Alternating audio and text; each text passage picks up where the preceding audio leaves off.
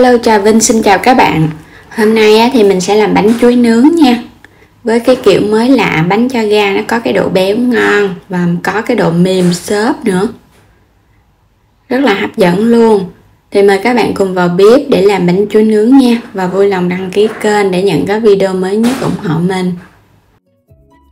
Đầu tiên thì mình chuẩn bị nguyên liệu, mình dùng một ổ bánh mì ha. Bánh mì thì các bạn dùng ổ nhỏ nhỏ thôi. Và tiếp theo là 5 trái chuối xiêm chín. Chuối càng chín mùi thì bánh chuối của mình nó càng ngon nha. 200g bột mì hay là bột mì đa dụng, 150g đường thốt nốt. Và đây là bơ ha. Sữa tươi thì chọn có đường hay không đường cũng được. Chút xíu muối và một ít mè. Ở đây thì mình có mè trắng và mè đen luôn. Mình đã rang thơm rồi đó. Xé cái bánh mì này cho nhỏ nhỏ ra. Rồi cái mình cho vô trong cái thau. Xé nhuyễn nhuyễn á. Xé xong hết rồi nè, mình cho nó hết vô đây. Rồi các bạn sẽ cắt cái gói sữa tươi mình cho vô nha. Sữa tươi 220ml. Thì các bạn cho vô cho bánh mì nó nở ra trước. Và mình ngâm ở trong sữa cho nó ngon. Rồi mình sẽ để qua một bên. Tiếp theo thì mình cắt tới chuối.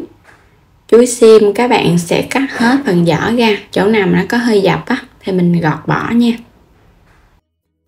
Cắt xong rồi cái mình cắt khoanh luôn. Mình sẽ cắt lại khoanh nhỏ nhỏ, mỏng mỏng vừa vừa thôi. Mình cho vô trong cái chảo luôn.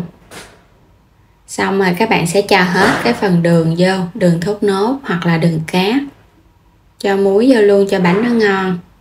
Cho vô chút xíu nước ha. Mình sẽ bắt lên bếp mình xên cái phần chuối với đường này cho đường nó tan ra. Thì đường thốt nốt nó sẽ thơm và nó có được cái màu vàng đẹp nữa. Các bạn xên lửa nhỏ nhỏ thôi và mình xên đến khi nào mà nó tan đường. Khi đường nó tan thì chuối nó cũng hơi sệt sệt lại, vậy là được nè. Rồi mình cho vào đây một muỗng cà phê dung bơ. Bơ thì mình cho vô cái bánh chuối của mình nó thơm lắm. Nếu mà bơ tan chảy thì khoảng một muỗng canh nha.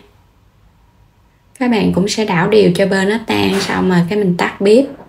Mình để đây một chút. Quay trở lại cái thau bánh mì sữa nè. Mình ngâm hồi nãy giờ á, bây giờ các bạn trộn sơ lên rồi cái mình cho bột vô. 200g bột thì tương đương là mỗi một chén là 150g á. Cho mè vô luôn. Các bạn trộn sơ lên ha. Thì cái bánh mì mà các bạn ướp với sữa thì nó thơm lắm. Rồi mình thấy bột nó hơi đặc, mình sẽ cho thêm nước cốt dừa vô. Thì nước cốt này mình để trong tủ lạnh á, nên thấy nó hơi lợn cợn, nhìn nó béo lắm. Rồi cái mình trộn lên thì các bạn thấy bột nó sẽ hơi lõn lõn á. Đừng có quá đặc thì cái bánh nó dễ bị cứng.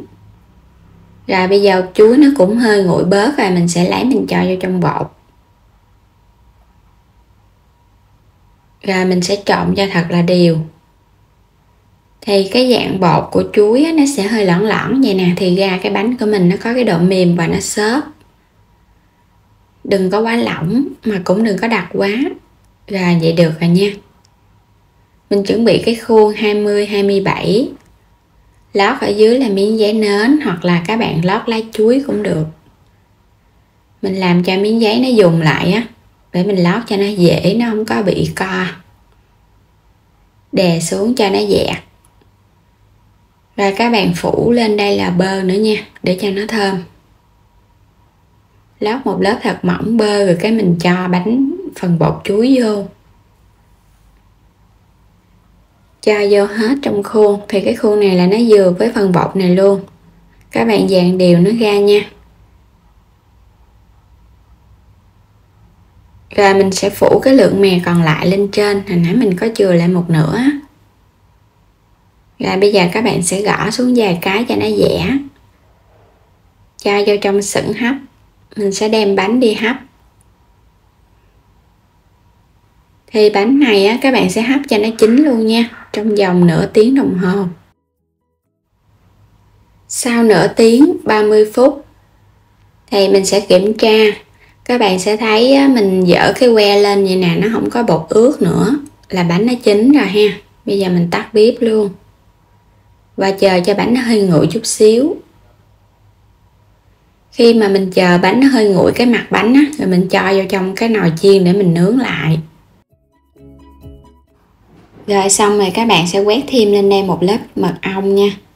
Để khi mà mình nướng lên á, chuối nó thơm, hoặc là sữa tươi có đường cũng được luôn. Mình quét đều một lớp mật ong xong rồi cái mình cho vô trong lò để nướng nha. Các bạn sẽ nướng với nhiệt là 180 độ trong vòng 10 phút nha. Bánh sau khi đủ thời gian thì mình sẽ lấy bánh ra. Cái mặt bánh ở trên nó vàng và nó bóng nữa. Bánh vẫn còn nóng.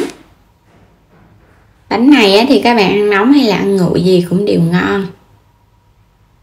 Thì mình có lót giấy cho nên nó không có dính. Bánh rất là ngon luôn. Vàng ôm óng ánh, có độ mềm xốp. Thì các bạn bọc cái màng bọc vô cây dao để mình cắt cho nó dễ nha. Mình sẽ cắt ra những cái khoanh nhỏ. Bánh chuối nướng kiểu này các bạn ăn qua ngày hôm sau luôn bánh vẫn mềm ngon. Còn nếu các bạn có muốn nướng trực tiếp trong lò luôn thì cũng được nha. Và mình nướng trong vòng 40 đến 45 phút 180 độ để bánh nó chín. Đây, bên trong bánh nó có cái độ xốp nè, mềm mềm.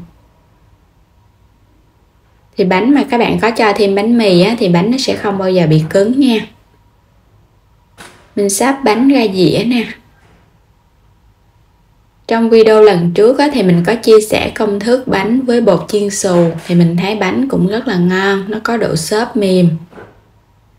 Thì hôm nay mình làm với bánh mì. Bánh mì thì nó có cái bột xốp các bạn cho vô nó sẽ nở bánh hơn. Rất là hấp dẫn luôn.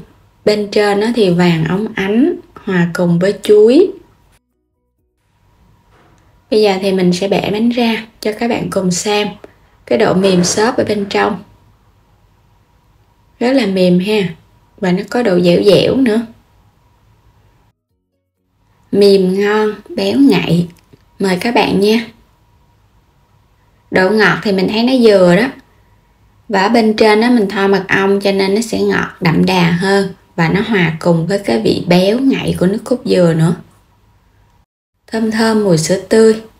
Và đến đây thì mình chúc các bạn thành công ngon miệng với món bánh chuối nướng kiểu mới lạ. Và đừng quên đăng ký kênh, like và chia sẻ các video ủng hộ kênh của mình nha. Xin chào tạm biệt và hẹn gặp lại trong những video tiếp theo.